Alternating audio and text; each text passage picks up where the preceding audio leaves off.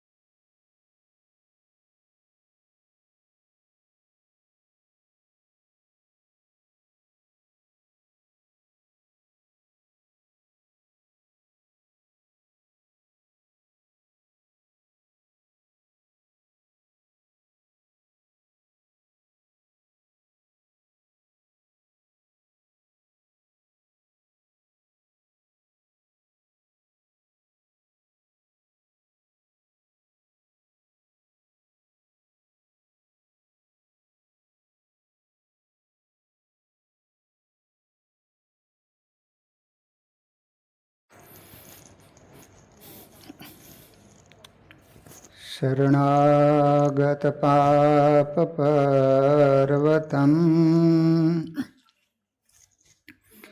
ગણયિત્વા ન તદીય સદ્ગુણમ અણુમપ્યતુલ્યમ હિમન્યતે સહજાનંદ ગુરુમ ભજે સદા. ઓમ અવતારિણે શ્રી સ્વામિનારાયણાય નમો નમઃ.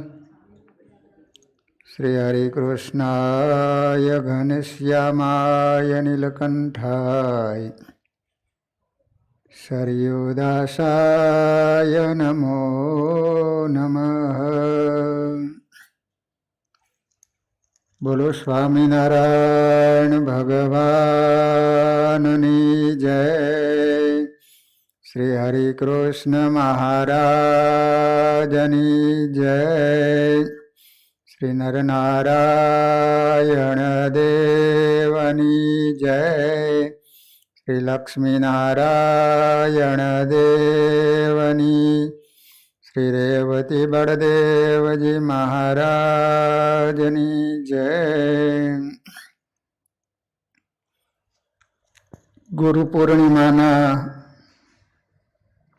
ઘણા ભાવથી બધા જ હરિભક્તોને જય સ્વામિનારાયણ.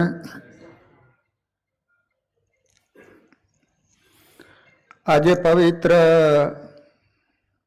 ગુરુ પૂર્ણિમાનો દિવસ છે. ગુરુ કોને કહેવાય? સુંદર મજાની વ્યાખ્યા આપી છે કે જીવને શુદ્ધ કરી બ્રહ્મરૂપ કરી ભગવાનની સેવામાં જોડી દે એને ગુરુ કહેવાય. સંસારની વિદ્યા કળાનું જ્ઞાન આપે એને શિક્ષા ગુરુ કહેવાય. તમે સ્કૂલમાં ભણવા માટે જતા ને, આ સંસાર વ્યવહારમાં જે અનેક પ્રકારની કળાઓ છે, વિદ્યાઓ છે, એનું જે નોલેજ આપે એને વિદ્યા ગુરુ કહેવાય. અને મોક્ષનો માર્ગ બતાવે એને દીક્ષા ગુરુ કહેવામાં આવે છે. હવે શિષ્ય કોને કહેવાય?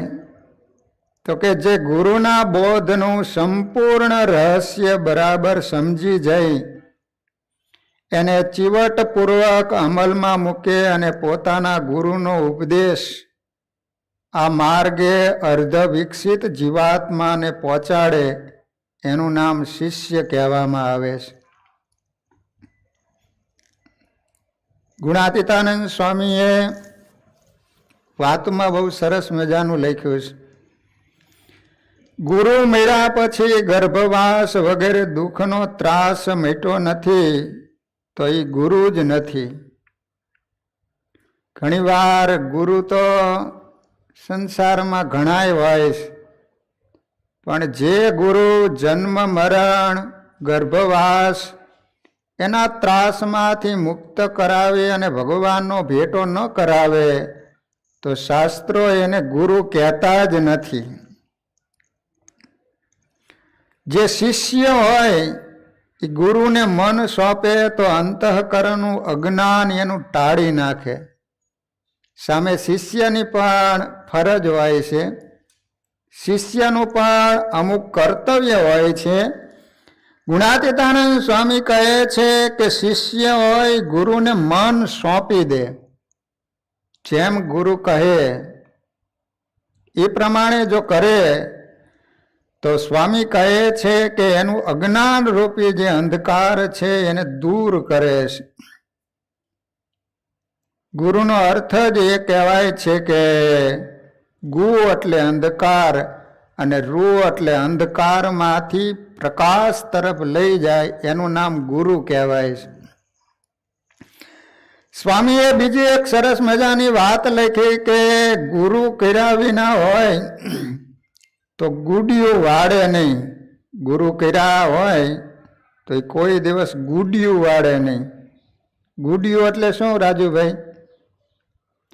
ઓલા અમુક બળદ હોય ને એ તમે જોડો ને, ભાર ભરેલો હોય ને એટલી બેહી જાય. અમુક દિલ દગડા હોય એ ગુડિયા વાળે. પણ સ્વામી કહે છે કે જે વાછડો ગાયને સામેથી ધાવેલો હોય ને એ કોઈથી ગુડિયા ન વાળે. ગમે એટલો તમે ભોર ભર્યો હોય કે ગમે એટલો ઊંચો ઢાળ આવે ને તોય પણ એ બળદ છે ને એ તમ તારે ગાડાને બહાર કાઢી લે. પણ જો બરાબર એ વાછડો ધાવેલો ન હોય ને તો એ ગુડિયા વાળે. એમ સ્વામી કહે છે કે જેને ગુરુ મળ્યા નથી ને તો એ પણ ઉપાસના માર્ગમાં નિયમના બારામાં ગુડિયા વાળે. દરેક શાસ્ત્રોમાં ગુરુનો ખૂબ મહિમા બતાવવામાં આવ્યો છે. અને નીલકંઠ વર્ણી લોજના આશ્રમમાં જ્યારે પધાર્યા, વાવ ઉપર આવીને બેઠા, ત્યારે સુખાનંદ સ્વામી વર્ણિરાજને પૂછે છે કે તમે ક્યાંથી આવો છો, તમારા માતા પિતાના નામ શું છે? ત્યારે નીલકંઠ વર્ણીએ કહ્યું કે ગુરુર ન સસ્યાત સ્વજનો ન સસ્યાત પિતા ન સસ્યાત જનની ન સાસ્યાત દૈવમ ન તત્સ્યાન ન પતિશ્ચ સસ્યાદ નમોચ યજ્ઞ સમુપેત મૃત્યમ. નીલકંઠ વર્ણી સુખાનંદ સ્વામીને કહેલું કે સ્વામી, જે મનુષ્ય મૃત્યુરૂપ સંસારમાં સપડાયેલાને તેથી છોડાવી શકતો નથી તો એ ગુરુ નથી. સ્વજન એ સ્વજન નથી, પિતા એ પિતા નથી, માતા એ માતા નથી, દેવ એ દેવ નથી અને પતિ એ પતિ નથી. નીલકંઠ વર્ણી કે મારા સાચા માતા પિતા તો એ છે કે જન્મ મરણમાંથી મુક્તિ આપી અને ભગવાનનો ભેટો કરાવી દે, એ જ ગુરુ, એ જ સ્વજનો, એ જ માતા પિતા છે. બાકી ગુરુ થયા હોય તો ભલે માતા પિતા હોય કે સ્વજનો હોય, પણ જન્મ મરણમાંથી જે મુક્તિ ન અપાવે તો એ માતા પિતા નથી, ગુરુ એ ગુરુ નથી. રામાયણની અંદર પણ તુલસીદાસજી એમ કહે છે કે જો તમે હનુમાન ચાલીસા બોલો છો ને એની અંદર શું આવે છે? શ્રી ગુરુ ચરણ સરોજ રજ નિજ મનુ મુકુર સુધારે બરણવ રઘુવલ વિમલ જસુ જોદાયકુ ફલ ચારી. એમાં તુલસીદાસજી એવું કહે છે કે શ્રી ગુરુ ચરણ સરોજ રજ, ગુરુના ચરણની રજ મસ્તક ઉપર ચડાવવાથી મનરૂપી અરીસો છે એ શુદ્ધ થાય છે. નકર અરીસા ઉપર ધૂળ લગાવે તો અરીસો ચોખ્ખો થાય, ગંદો થાય, ગંદો થાય ને. પણ તુલસીદાસજી એમ કહે છે કે ગુરુની ચરણ રજ છે મસ્તક ઉપર ચડાવવાથી મન રૂપી અરીસો છે એ ચોખ્ખો થાય છે. અને મન જ્યારે ચોખ્ખું બને ત્યારે ભગવાનની તરફ મનની ગતિ થતી હોય છે.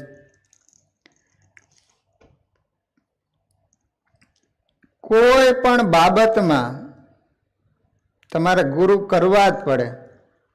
ગુરુ વિના આ લોકની પણ કોઈ સિદ્ધિ તમે પ્રાપ્ત કરી શકતા નથી. તો આધ્યાત્મિક માર્ગ એ તો કેટલો બધો કઠણ છે, એમાં તો ગુરુની જરૂર પડે જ. તમે વિચાર કરો કે રામ ભગવાન હતા તો એના ગુરુ હતા ને, વશિષ્ઠ મુનિ. કૃષ્ણ ભગવાન હતા તો એ સાંદીપનીના આશ્રમમાં અભ્યાસ કરવા માટે ગયા.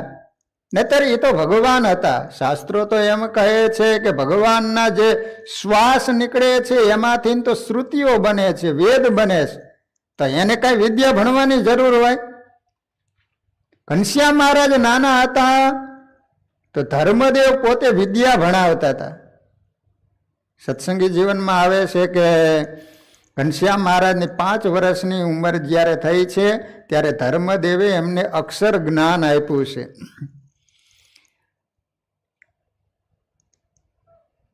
જો દ્વારિકામાં કૃષ્ણ ભગવાન હતા ને તે એમને જાહેરાત કરી કે કોઈ પણ પેન્ટર મારા જેવું આબેહૂબ ચિત્ર દોરીને આવે ને તો એને 7,000 રૂપિયા આપવા. એ જમાનામાં 7,000 એટલે 5,000 વર્ષ પહેલાની વાત કરવી.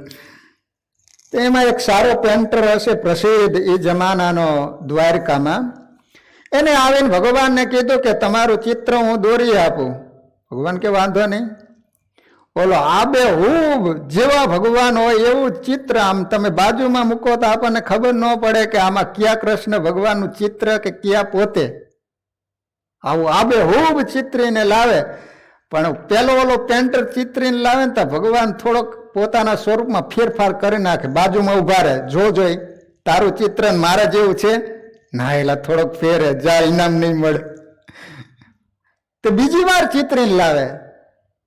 તે ભગવાન તો પોતે પોતાનું સ્વરૂપ બદલી શકે, થોડુંક ફેરફાર કરી નાખે. ઓલો ગમે એટલું સારું ચિત્ર દોરીને લાવે ને તે આવી રીતે 2-3 વાર થયું. કેટલી મહેનત કરવી પડે. અંતે ઉદાસ થઈ ગયો. ભગવાનની પાસેથી નીકળીને પોતાના ઘરે જતો હતો. પોતે ઉદાસ થઈને એક ઝાડવું હશે ને એના નીચે બેસી ગયો. ત્યાં એક સંત નીકળ્યા. ઓલાને ઉદાસ જોયો એટલે આમ ચહેરો છે ને ચાબી ખાતો હોય, તમારો ચહેરો જ બતાવી દે કે આ માણસ મોજમાં છે કે ઉદાસમાં છે. ઉદાસ હોય તો તમારો ચહેરો બતાવી દે. એટલે સંતે આમ નજર કરી એટલે તરત જ કહે છે કે ભાઈ તમે કાંઈક ચિંતામાં હોય એવું લાગે છે. તો કે બીજી તો કાંઈ ચિંતા નથી, પણ કૃષ્ણ ભગવાનનું આબેહૂબ ચિત્ર દોરીને જાઉં છું, પણ ભગવાન પોતાના સ્વરૂપમાં થોડોક ફેરફાર કરી નાખે છે ને એટલે મને 7,000 રૂપિયા મળશે નહીં. ઓલા સંત હતા ને એ બહુ તૈયાર હતા. પેલા પેન્ટરને કહે છે કે કૃષ્ણ ભગવાન જેવડા છે ને એવડો એક અરીસો લઈને જવાનું, તારે ભગવાનની સામે તારે ધરવાનું. ભગવાનને કહેવાનું જોવો જોઈએ તમારા જેવું ચિત્ર છે કે નહીં એમ. ભગવાન ગમે એટલો ફેરફાર કરશે ને અરીસામાં તો દેખાવાનું જ છે. અને એવડો કદનો અરીસો લઈને ગયા ને ભગવાનને કહે છે કે જોવો જોઈએ હવે તમારા જેવું ચિત્ર છે કે નહીં એમ. ભગવાને તરત જ ઓલા પેન્ટરને કહ્યું કે તને કોઈ ગુરુ મળ્યા લાગે છે. તો કહે છે કે હા. કહેવાનો આશય એટલા માટે તો આપણે ગાઈએ છીએ ને કે ગુરુર બ્રહ્મા ગુરુર વિષ્ણુ ગુરુદેવો મહેશ્વર ગુરુ સાક્ષાત પરબ્રહ્મ તસ્મૈ શ્રી ગુરવે નમઃ. ગુરુ છે એ જ બ્રહ્મા છે, ગુરુ એ જ વિષ્ણુ છે, ગુરુ એ જ મહેશ્વર છે, કહેતા શંકર છે. ગુરુને બ્રહ્મા એટલા માટે કહેવામાં આવે છે કે બ્રહ્મા છે એ સર્જન કરે છે, તો ગુરુ છે એ શિષ્યની અંદર સદગુણોનું સર્જન કરે છે, એટલા માટે ગુરુને બ્રહ્મા કહેવામાં આવે છે. શંકર છે એ નાશ કરે છે, ગુરુ છે એ આપણી અંદર રહેલું અજ્ઞાન દોષ છે એનો નાશ કરે છે, એટલા માટે ગુરુને શંકર કહેવામાં આવે છે. વિષ્ણુ ભગવાન છે એ પોષણ કરે છે, એ જ રીતે ગુરુ છે એ આપણી અંદર હર પડે આપણી રક્ષા કરતા હોય છે, એટલા માટે ગુરુને વિષ્ણુ કહેવામાં આવે છે.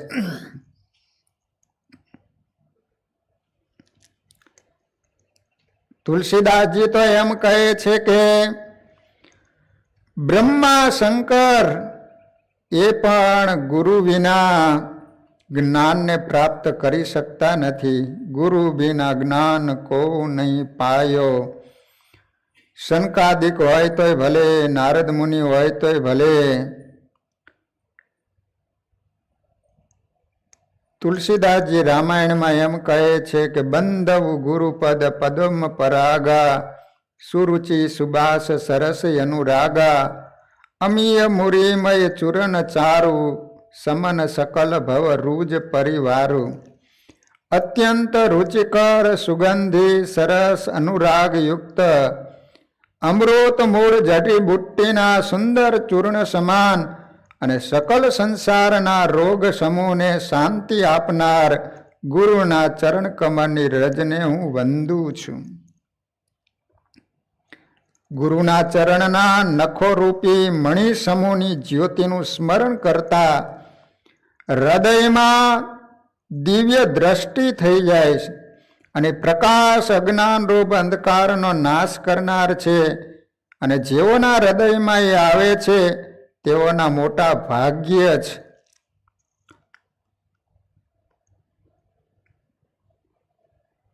તુલસીદાસજી તો એવું કહે છે કે ગુરુ બિનું ભવનિધિ તરઈ ન કોઈ, જો બિરંચી શંકર સમ હોય. ગુરુ ગોવિંદ દોનું ખડે કિસકો લાગુ પાય, બલિહારી ગુરુદેવ કી જીને ગોવિંદ દિયો બતાય. જો ગુરુ અને ભગવાન બંને ઊભા છે તો અહીંયા કવિ એમ કહે છે કે હવે આ બંનેમાં પહેલા પગે કોને લાગવાનું?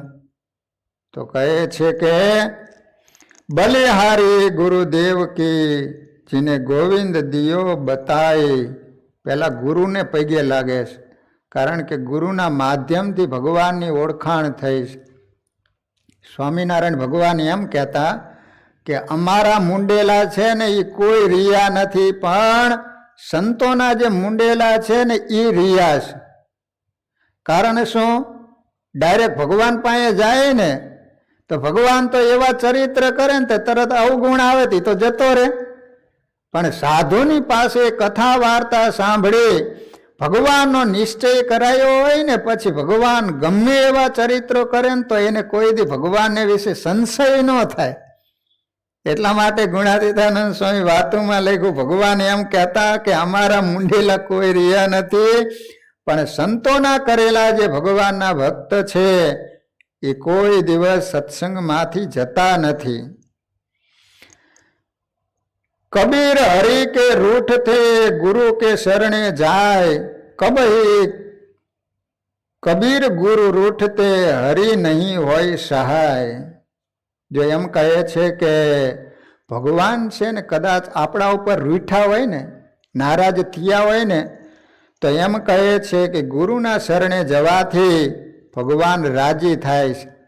પણ ગુરુ નારાજ થાય, ગુરુ રૂઠે તો પછી એને ભગવાન પણ સહાય કરતા નથી.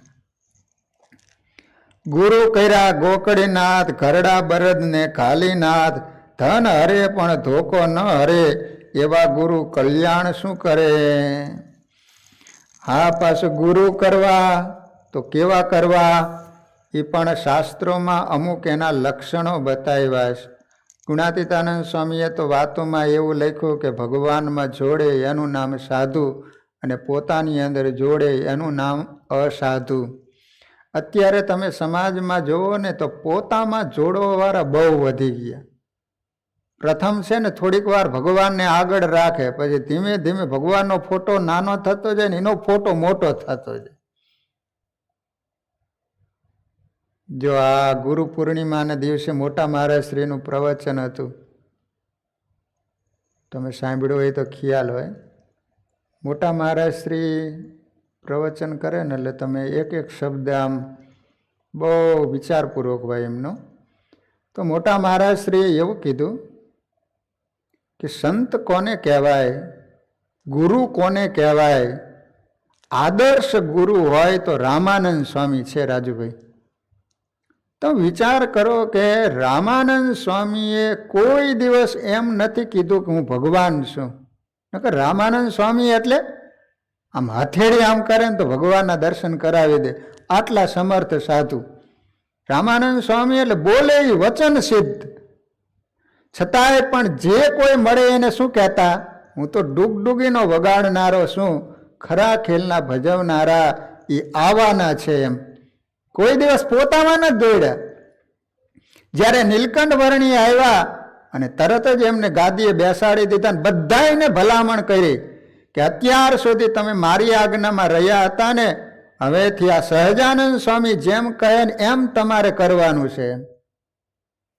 એટલા માટે આદર્શ ગુરુ હોય તો રામાનંદ સ્વામી, અને આદર્શ શિષ્ય હોય તો મોટા મહારાજ શ્રી કહે છે કે નીલકંઠ વર્ણી સહજાનંદ સ્વામી.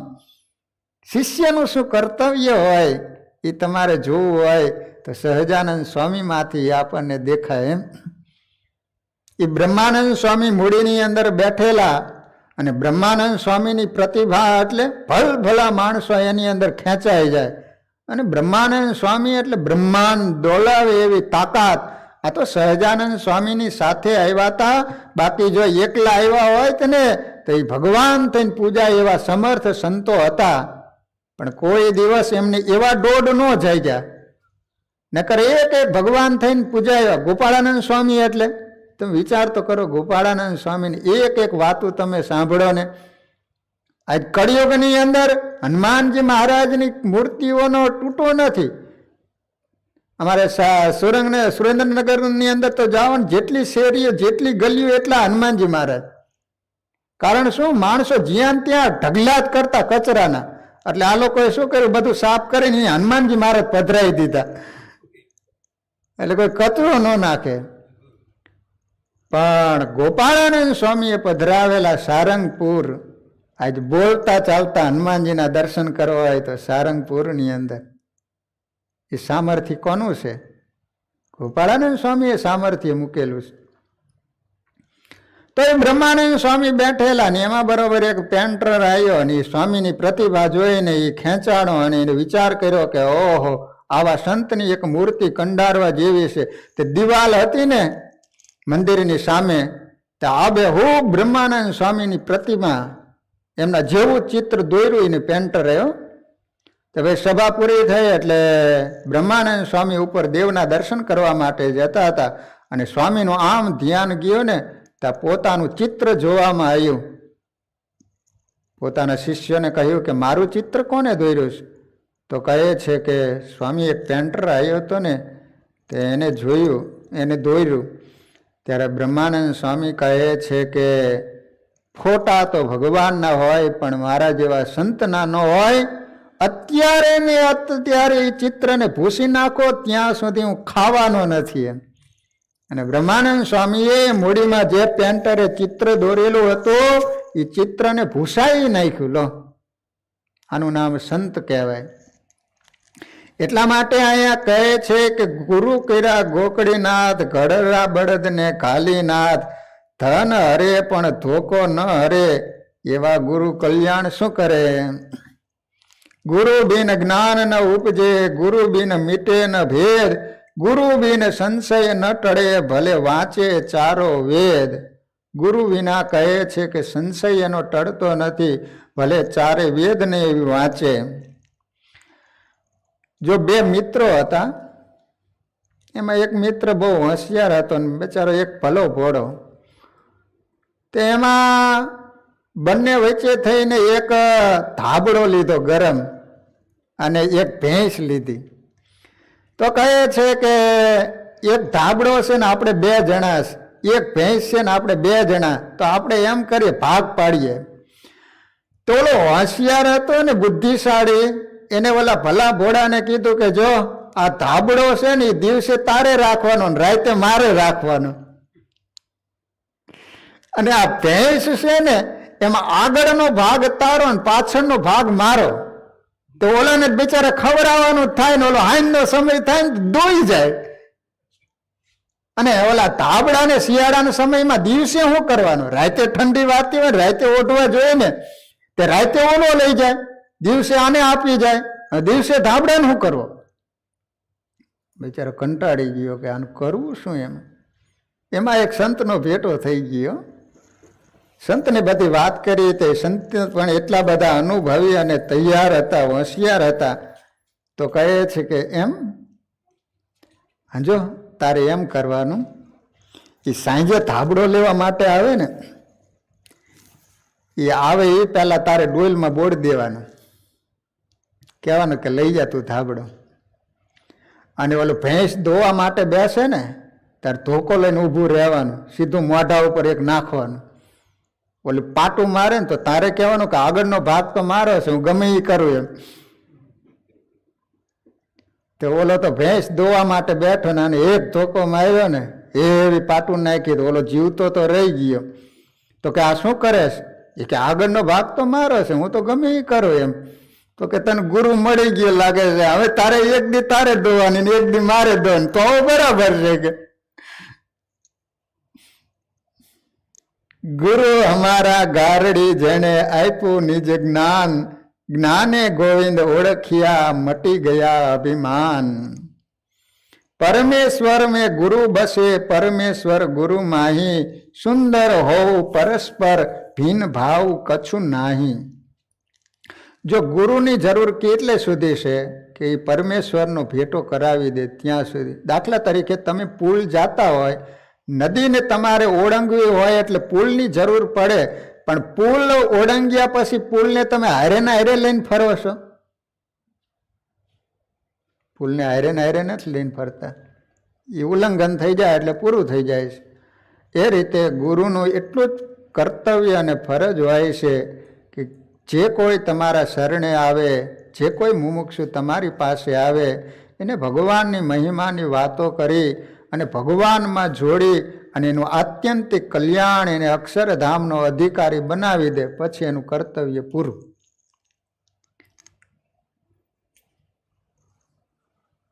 ગુરુ બિન જ્ઞાન નહીં, ગુરુ બિન ધ્યાન નહીં, ગુરુ બિન આત્મ વિચાર કહું લહત હે. બ્રહ્માનંદ સ્વામી કહે છે કે ગુરુ વિના જ્ઞાન નથી, ગુરુ બિના ધ્યાન નહીં, ગુરુ બિના આત્મ વિચાર ક્યું લહત હે. જો ધ્યાન કઈ રીતે કરવું એનું પણ તમારે નોલેજ જોતું હોય તો ગુરુ કરવા પડે. આત્મજ્ઞાન જોતું હોય તોય પણ ગુરુની જરૂર પડે છે. કોઈ પણ કાર્ય માટે ગુરુની જરૂર પડે છે. અને ગુરુ વિના પોતાની રીતે આધ્યાત્મિક માર્ગમાં ચાલવા માટે ગયા છે તો ચોક્કસ એ અધોગતિને પામ્યા છે. ભરતજી હતા, ભરતજી, એનો કેટલો મોટો ત્યાગ. ભરતજી એટલે તમે સાધારણ ન માનતા હો, ભરતજી એટલે ચક્રવર્તી સમ્રાટ હતા. ચક્રવર્તી સમ્રાટ એટલે કોને કહેવાય ખબર? આખી પૃથ્વીનો રાજા હતા. ભરતજી એટલે આખી પૃથ્વીના રાજા હતા. એના બાપ તો સ્વયં ભગવાન હતા, ઋષભદેવ. આટલો મોટો જેનો ત્યાગ, કોનાથી આટલું છૂટે કયો જોઈએ? 10 બાય 10 ની રૂમ હોય ને ઓલા ઘરના દરરોજ ગગલાવતા હોય, ગાયડું દેતા હોય, ક્યારેક તો મારી લેતા હોય, તોય ઘર નો છૂટે. અને એને બદલે ભરતજીએ આટલો મોટો ત્યાગ અને માત્ર ને માત્ર ભગવાનનું ભજન કરવા માટે પુલા આશ્રમમાં ગયા હતા ને. પુલા આશ્રમ જે ગયા હોય ને ખ્યાલ હોય. ગયા છો તમે કોઈ પુલા આશ્રમ નથી ગયા? જવા જેવો એ કુદરતી તમે દ્રશ્ય જોવો. 10-11,000 ફૂટની ઊંચાઈ ઉપર આવેલું છે પુલા આશ્રમ. આહા, કેવું લીલું છમ, કેવા ઊંચા ઊંચા ડુંગરા. આમ તમે જોવો ને તો તમારી પાઘડી નીચે પડી જાય એટલું બધું લીલું છમ. 12 માસ થોડો થોડો વરસાદ વરસતો હોય. અને પુલા આશ્રમમાં સાંજે એટલો બધો પવન ફૂંકાય, એટલો બધો પવન ફૂંકાય કે એ ઉપરથી પછી આપણે નીચે આવતું રહેવું પડે, નહીતર તો તમને ઉડાડી દે. અને પવન પણ એટલો બધો ઠંડો. અહીંયા અમેરિકામાં એટલી કોઈ ઠંડી નહીં પડતી, એટલી ઠંડી પુલા આશ્રમમાં પડે. અમે તો ગયા હતા 3-4 ગોદડા ઓઢી તોય રહેવાય નહીં. અને સાંજે તો પવન એવું ખખડે ને આપણને એમ થાય કે આ મકાન આખું ઉપાડે નહીં થારું, એવો પવન સાંજે ચડ્યો. અને પુલા આશ્રમમાં ઉપરથી બધા નીચે આવતું રહેવું પડે. ઉપર પછી રાત્રે કોઈ ન રહે. અહીંયા 108 ધારા છે, ડુંગરમાંથી પાણી પડે છે. મુક્તિનાથ ભગવાનનું મંદિર છે. અહીંયા બ્રહ્માજીએ તપ કરેલું છે, પુલહ મુનિએ તપ કરેલું, અને એના ઉપર ભગવાન પ્રસન્ન થયેલા. પછી એને માગવાનું કીધેલું. ત્યારે એને એવું માગેલું કે અહીંયા આવીને જે કોઈ સાધના કરે એને પ્રભુ તમારે દર્શન આપવાના. એટલા માટે એ સાધનાની ભૂમિ કહેવાય.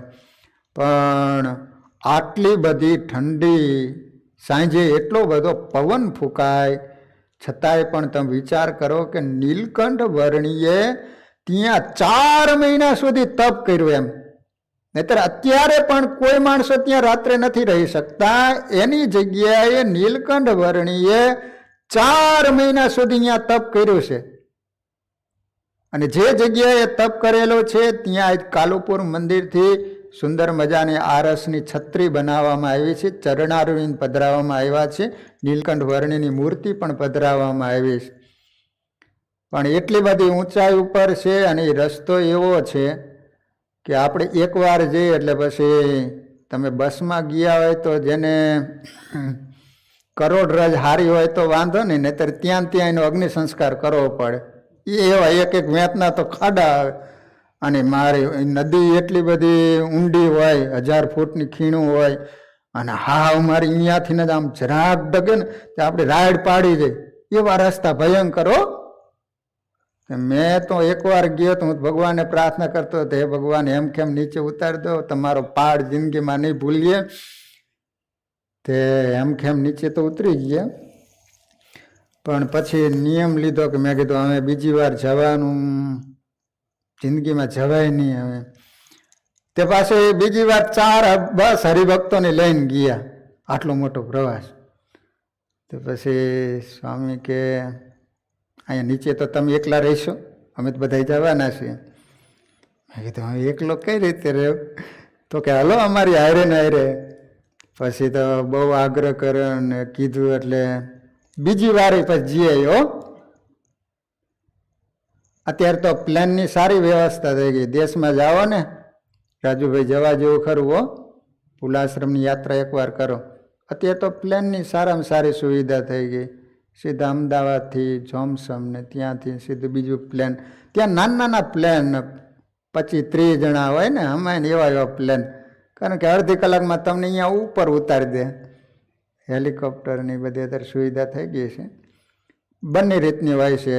પછી બેચારે વ્યવસ્થા ન હોય ને એટલા બધા પૈસા, એટલે માણસો પછી બસમાં જતા હોય છે, કાર ગાડીઓ લઈને જતા હોય છે. એ ગાડી પણ 4 વ્હીલના પ્રેશરવાળી હોય. ઓલી ગાડી તો આપણે હાલે જ નહીં હોય. આપણે ડ્રાઈવર તો લાલાભાઈ હાલે જ નહીં, નકર હેઠા જ નાખે. તો ભરતજી ત્યાં તપ કરવા માટે ગયા, માત્ર ને માત્ર તપ કરવા માટે ગયા હતા.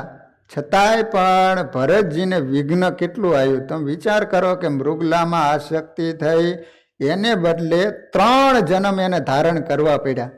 પછી હરણનો જન્મ આવ્યો, પછી બ્રાહ્મણને ત્યાં જન્મ આવ્યો, અને પછી સ્વામિનારાયણ સંપ્રદાયમાં નિષ્કુળાનંદ સ્વામી બન્યા.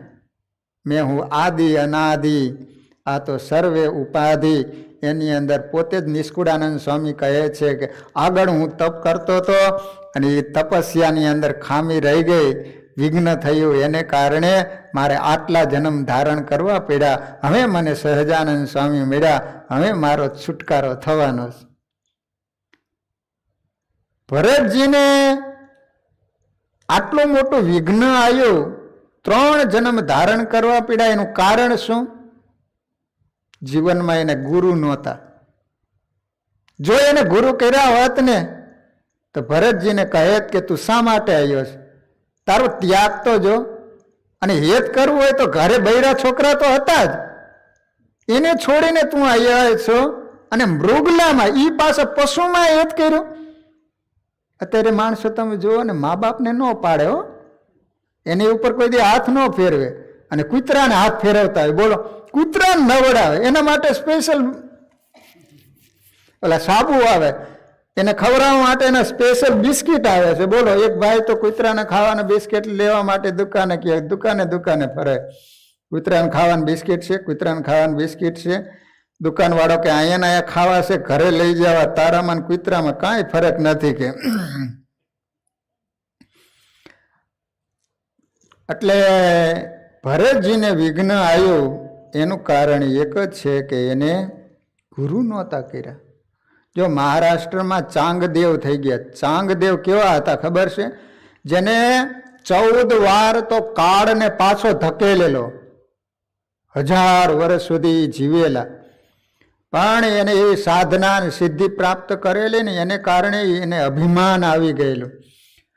તો પછી ત્યાં એક જ્ઞાનેશ્વર બહુ સારા ભગવાનના ભક્ત થઈ ગયા. એના બેનનું નામ મુક્તાબાઈ. તો પછી આ ચાંગદેવ હતા ને, તેને જ્ઞાનેશ્વરને એક પત્ર લખવો હતો, કદાચ મળવા માટે, ગમે તેને જાણ કરવી હશે. તો એને વિચાર કર્યો કે હવે પત્રમાં એને શું લખવું. તો વડીલ લખું તો એ મારાથી મોટા થઈ જાય, ગુરુ લખું તો એ મારાથી મોટા થઈ જાય. આમ વિચાર કરતા કરતા કાંઈ ઉપમા અપાય એવું ન રહ્યું ને, તે કોરો કાગળ એને જવા દીધો. તે ઓલા જ્ઞાનદેવ, મુક્તાબાઈ ને એ બધા બેઠેલા, ના લેટર આવ્યો ચાંગદેવનો. એટલે તરત જ આમ જોયું, પછી એના બેનના પાસે એ કાગળ ગયો. એટલે તરત જ મુક્તાબાઈ બોલ્યા કે ચાંગદેવ, આટલા વર્ષ સુધી તું જીવ્યો અને આટલી સિદ્ધિ પ્રાપ્ત કરી, તોય તું કોરોનો કોરો રહ્યો, તારામાં ભગવાનની ભક્તિ ન આવી. અને આ સમાચાર એને મળ્યા ને એટલે ચાંગદેવનો મગજ ગયો, એને બતાવી દઉં કે મારામાં શું સિદ્ધિ છે ને મારામાં શું શક્તિ છે. પોતે સર્પની ચાબુક બનાવી અને સિંહની સવારી કરી. મારે એને મળવા માટે જવું છે, બતાવવું છે એને. અને સિંહ ઉપર બેસી અને જ્યાં જ્ઞાનદેવ અને મુક્તાબાઈ બેઠેલા છે એક પથ્થર ઉપર, એ તરફ આવી રહ્યા છે. અને જ્ઞાનદેવને ખ્યાલ આવ્યો કે ચાંગદેવ છે એ સિંહ ઉપર સવારી કરીને મને મળવા માટે આવી રહ્યા છે. તો મારી પણ ફરજ બને છે કે અતિથિ મારી તરફ આવતા હોય તો મારે પણ એને લેવા માટે આદર સત્કાર કરવો પડે. જે મોટી શિલા પથ્થર હતો ને એના ઉપર એની બેન ને ભાઈ બેઠેલા હતા ને, એ પથ્થરને એમ કીધું કે ચાલ એને સામે મળવા માટે. તો પથ્થરની મોટી શિલા હતી ને એ આમ ચાલવા માંડી. તો ઓલા ચાંગદેવે આ દ્રશ્ય જોયું ને, સિંહ ઉપરથી ઉતરીને તરત જ્ઞાનદેવના પગમાં પડી ગયા અને કહે છે કે ખરેખર મેં જીવનમાં ગુરુ નહોતા કર્યા ને, એને કારણે મને મદ અને અભિમાન આવી ગયો હતો. હવે તમે મને ઉપદેશ એવો આપો કે મારા હૃદય હાવ કોરું છે ને એની અંદર ભગવાન પ્રત્યે ભક્તિ જાગે. અને પછી એને સમાગમ કર્યો. આજ પણ તમે એ મહારાષ્ટ્રમાં પુનાથી આગળ 200 કિલોમીટર નહીં પણ એ થોડુંક દૂર છે, લગભગ 50-60 કિલોમીટર દૂર. ત્યાં આજ પણ જ્ઞાનદેવ જ્યાં રહેતા હતા, એ ગામનું નામ તો હું ભૂલી ગયો. હું તો 2-3 વાર ત્યાં જઈ આવ્યો છું. તો તો એ પથ્થર એ આજ પણ મોજૂદ છે હો. હા, એના ઉપર સ્ટેચ્યુ એમનું પધરાવેલું છે. એ ભાઈ ને બહેન ને એ બધા બેઠેલા છે. સુંદર મજાનું સ્મારક મોટું મંદિર કરેલું છે ત્યાં. શિવાજી હતા, એને રામદાસ ગુરુ મળ્યા તો એને કારણે શુદ્ધ થયા. અને ગુરુ પણ એવા કે શિષ્યની કેવી પરીક્ષા કરી. પોતે ભિક્ષા માગવા આવ્યા, ભિક્ષામ દે કરીને ઉભા રહ્યા તો તરત જ શિવાજીએ આખું પોતાનું રાજ હતું ને ગુરુને તરત જ લખીને આપી દીધું. તો સમર્થ રામદાસ કહે છે કે હવે સારું રાજ્ય મારું ને?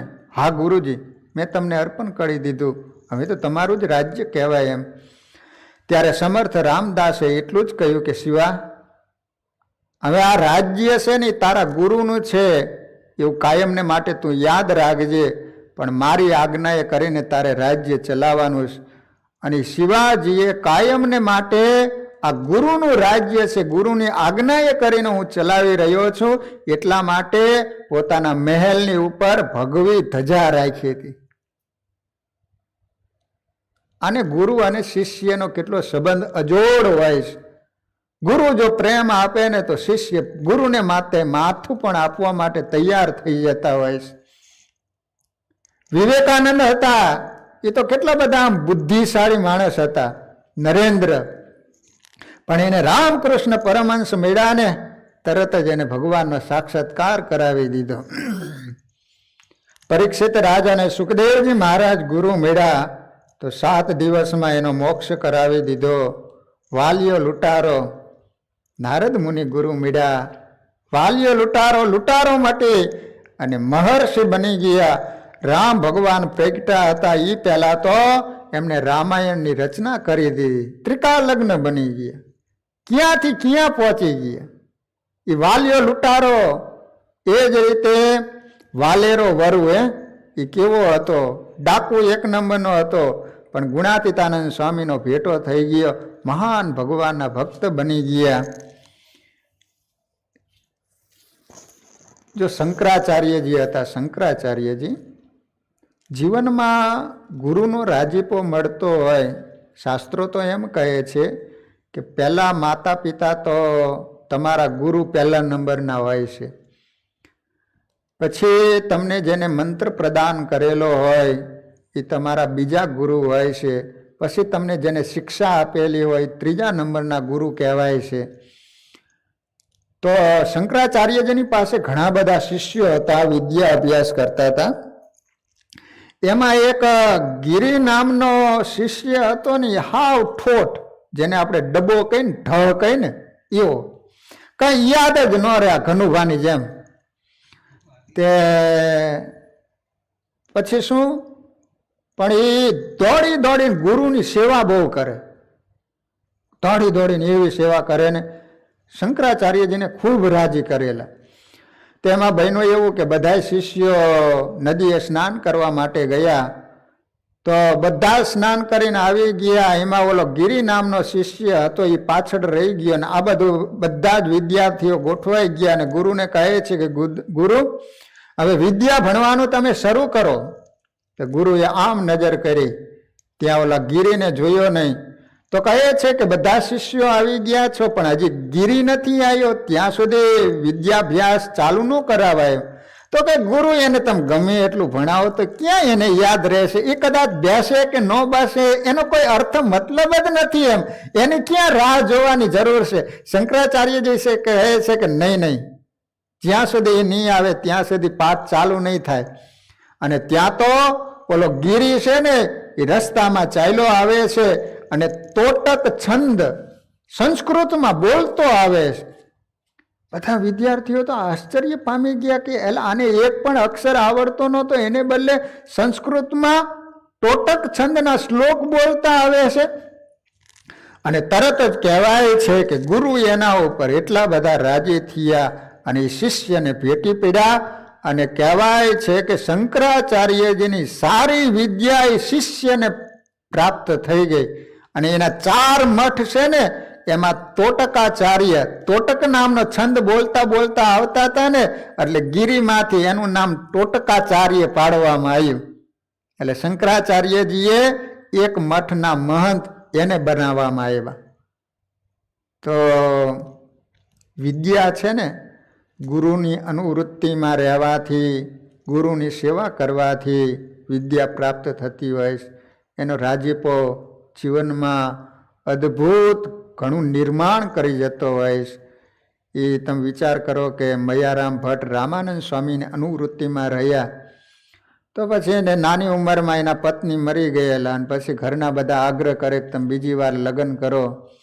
પણ આ ગુરુને એટલા બધા સમર્પિત, તો કહે છે કે હું ગુરુને પૂછું અને ગુરુ હા પાડે તો બીજી વાર લગ્ન કરું એમ. તે ગુરુને પૂછવા માટે ગયા. તે ગુરુ ત્યાં લોજના આશ્રમમાં સભા કરીને બેઠેલા, અને એ મયારામ ભટ્ટ બેઠા. સભા પૂરી થાય એટલે ગુરુની વાત કરું. ત્યાં તો રામાનંદ સ્વામી સમર્થ અંતર્યામી જેવા તે તરત જ વાત જાણી ગયા કે બીજી વાર લગ્નનું પૂછવા માટે આવ્યા.